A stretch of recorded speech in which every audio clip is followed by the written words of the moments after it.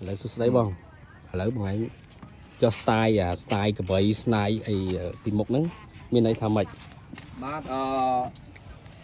cứ miền này thà ấy tầm nang oi và xa ta cái bay phần Campuchia dương á để phụ chào xiêm liên biên thực đầy nắng vì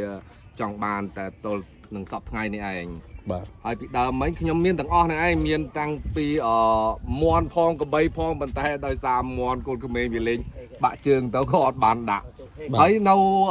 ខាងមុខខ្ញុំនេះក៏មានទាំងអស់ដែរមានដូចជាវាលអន្ត្រីមុំ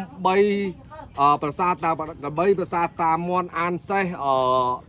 នឹងវាលអន្ត្រីអីខ្ញុំមានទាំងអស់ដោយសារតែវាបិទអត់ជាប់ទៅខ្យល់វាបក់ខ្លាំងក៏លបើកអស់បាទ20តោផងហើយឥឡូវនេះសល់តែតំណាងឲ្យតែប្រាសាទតាកបីមួយហ្នឹងយើងកុំយល់ច្រឡំតែឃើញ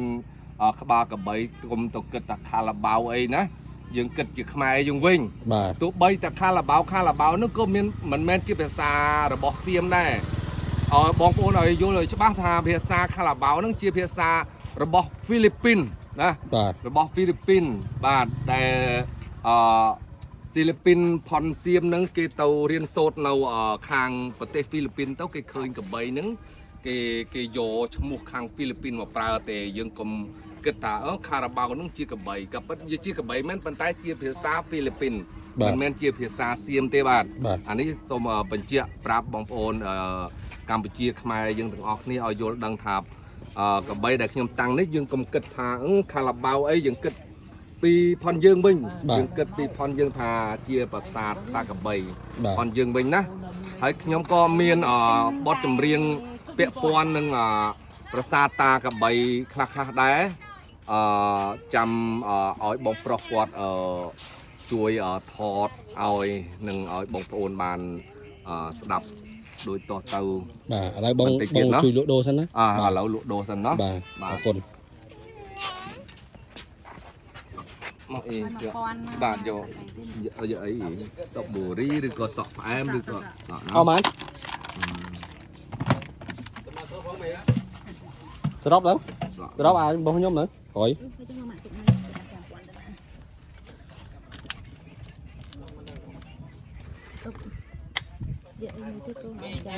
ដាក់អីស្ទ្រូប៊េរីវា3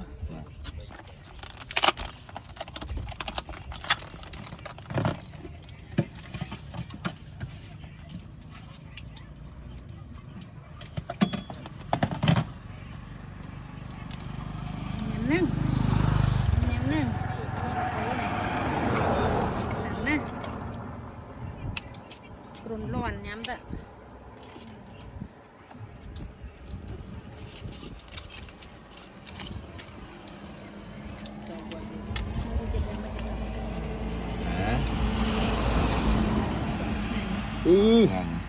จะลองโชว์ด้วยอันนี้